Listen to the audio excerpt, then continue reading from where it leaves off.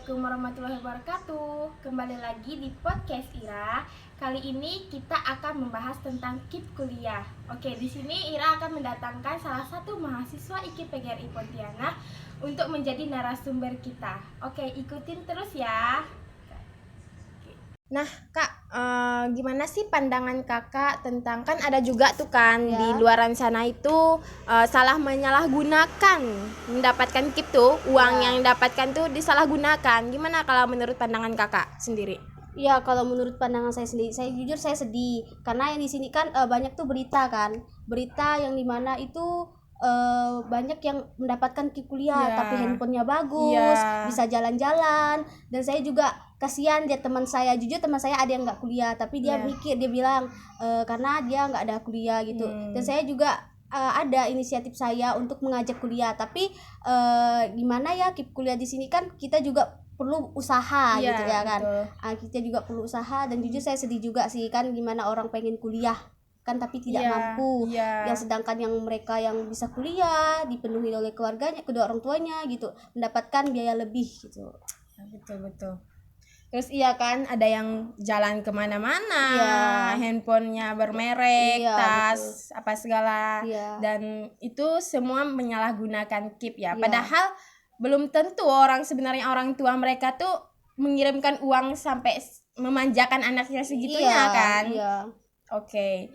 Terus Kak, apa ya, harapan Kakak ke depannya gimana sih tentang KIP nih Kak? Kalau harapan saya tentang KIP kuliah, harapkan ke depan nih semoga yang bisa kuliah, Iya. yang ingin kuliah itu kan bisa mencari informasi juga tentang KIP kuliah gitu kan, yang tidak menyalahgunakan lagi lah kan. Iya. Yang gimana pengen kuliah gitu kan tidak bisa kuliah gitu. Itu sih harapan saya, semoga KIP kuliah ini berkembang yang bisa membantu seluruh masyarakat Iya. Indonesia ini Iya, gitu. Kak. Dan untuk kemajuan bangsa juga kan. Iya, betul sekali. Oke Kak, gitu ya Kak. Iya. Terus gimana sih Kak, apa ya, kan di kampus Kakak pasti banyak juga yang mendapatkan KIP ya. Iya. Nah Kak, dan apakah semuanya itu, kalau pandangan Kakak sendiri, apakah semua itu mereka layak untuk mendapatkan KIP kuliah? Ya, saya juga bingung dibilang layak atau nggak layak, tapi dia juga punya pikiran untuk kuliah Iya. ya kan, dimana lebih ke ini lagi ya, lebih ke prosesnya lagi, dicek dulu, dilihat dulu kan. Di situ kan ada persyaratan kan. Iya. Pendapatan orang tua berapa Iya. gitu kan. Terus di situ kan disediakan foto-foto. Memang sih juga saya tuh juga bingung gitu kan, yang nggak mampu, nggak dapat gitu kan, tahan-tahan itu. Teman saya itu kadang bayar uang SPP itu kadang dia nunggak, kadang nggak ikut semester UAS gitu kan. Tapi mereka tidak mendapatkan KIP kuliah ya Ya, Kak? nggak sama sekali, kadang rela kerja. Ya, kuliah sambil kerja. Iya. Ya. Oke. Nah Kak, KIP kuliah ini tuh berapaan sih Kak kira-kira dapat? Itu mendapatkan KIP kuliah itu uangnya itu Kak? Ya. Apakah dia tuh setiap bulan atau setiap semester atau gimana? Itu dapat uang jajannya, Iya. bilang itu udah dipotong sama uang pendaftaran. Itu dapatnya langsung, itu dapatnya per semester. Oh, per semester Ya, ya. dan di semester ya langsung dapat uang jajan. Oh gitu. Nah, kalau untuk Kakak sendiri nih, dapat KIP kuliah nih, terus uangnya bersih-bersih segini. Terus itu apakah sebagiannya atau langsung habis mungkin atau disimpan? Ya namakan uang jajan ya, itu Iya. untuk keperluannya juga, tidak membebani orang tua, untuk uang Iya, jajan, untuk fasilitas untuk kuliah kan. Iya. Untuk kayak kan ada tugas, kita kan tidak terluput dari tugas, buat ini buat itu kan pasti butuh biaya gitu Iya. kan. Jadi saya gunakan dengan baik sebaik mungkin, karena di sini saya diberikan kepercayaan gitu kan. Saya gunakan kesempatan ini dengan baik.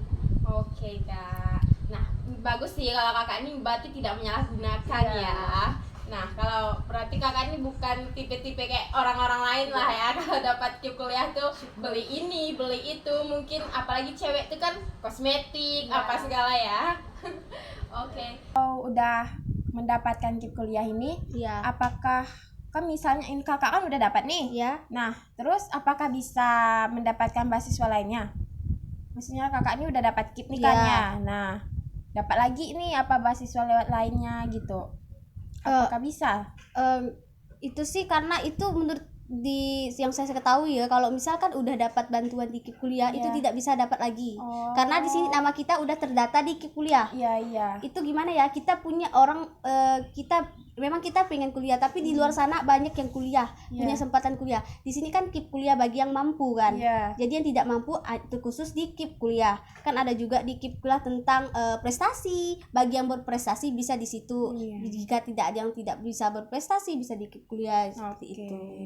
Nah Kak, kalau KIP kuliah nih ya,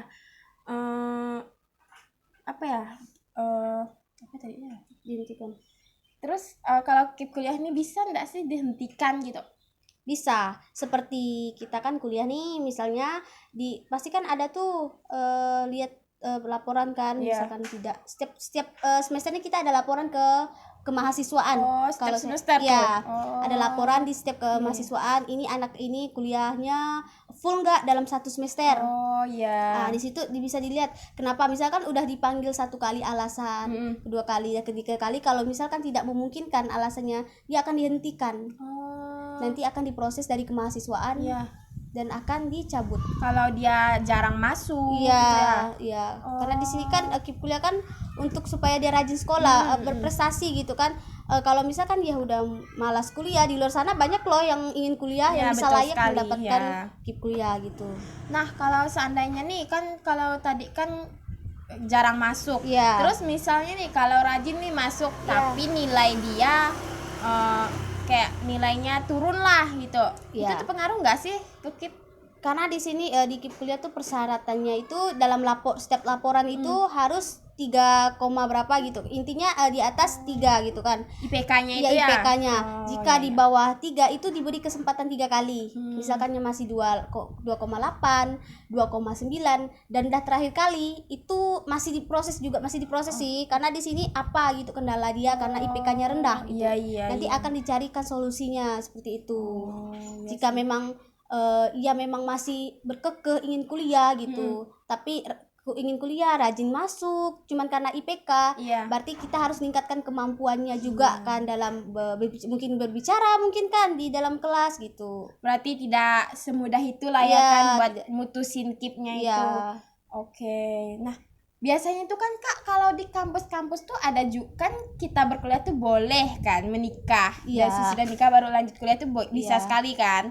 Nah kalau biasanya kan ini nih, kalau udah ada yang nikah nih, misalnya perempuan nih dapat KIP, dia udah kuliah nih, terus dia berhenti sebentar cuti lah ya kan, bahasanya untuk nikah kan. Nah udah itu lanjut lagi kuliah, itu KIP dia masih berjalan atau gimana Kak? Karena di sini KIP kuliah itu punya target, harus selesainya selama 4 tahun, 8 semester. Nah jika kita sudah menikah, otomatis kita ngurus anak, ngurus suami, dan itu pasti kita buang-buang waktu kan ke keluarga ya kan. Karena di situ pastinya kita akan lama selesainya, bukan lama karena gimana kan, karena kita ada suami mau diurus dulu, ada anak, jadi kan kita mungkin lebih dari 4 tahun baru selesai pastinya. Nah berarti KIP tuh 1 semester, berarti kan kampus kan S1 ya? Berarti S1 4 tahun lah minimal itu minimal itu 4, itu maksimal udah harus selesai 4 tahun. Maksimal 4 tahun. Kalau misalkan lewat dari 9 semester itu udah tanggung jawab kita sendiri yang bayar gitu. Berarti KIP tuh udah lah ya, udah terputus lah ya kan. Tidak untuk dihentikan katanya dihentikan. Karena di situ KIP kuliah punya targetnya 4 tahun.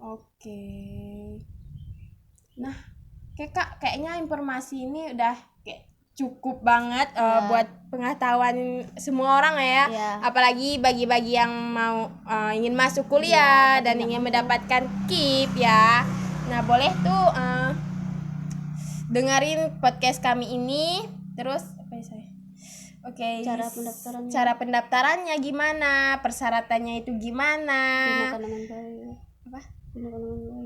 terus pengetahuan lainnya ya guys. Jadi di sini mau nanya dong, apa sih yang membuat kakak ini tertarik berkuliah di kampus IKIP PGRI Pontianak?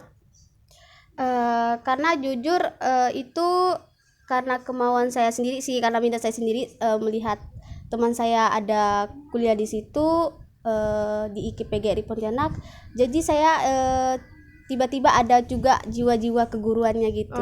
Oh iya. Jadi yakin nih misalnya habis lulus dari IKIP Pontianak ini jadi guru.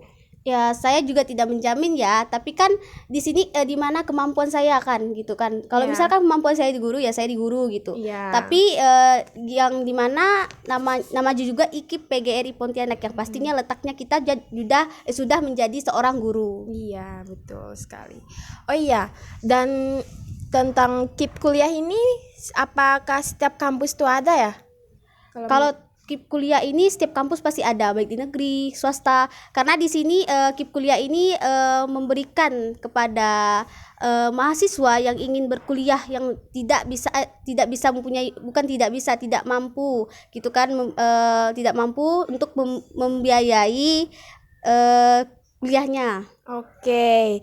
Nah, kalau KIP kuliah ini Kak, apakah dia itu kita mendapatkan KIP kuliah ini sampai lulus kuliah atau gimana? Sampai lulus kuliah, tapi di situ kita udah mendapatkan dari Kemendikbud nih kan, kita udah mendapatkan KIP kuliah. Tapi di dalam selesainya kita studi di lulus itu kita memberikan laporan bahwa kita sudah menyelesaikan studi kita, yang dimana kita diberikan kepercayaan kan, dimana kita diberikan kepercayaan sebuah ibaratnya rezeki lah ya. Iya. Jadi kita harus memberikan laporan gitu kepada Kemendikbud gitu. Oke.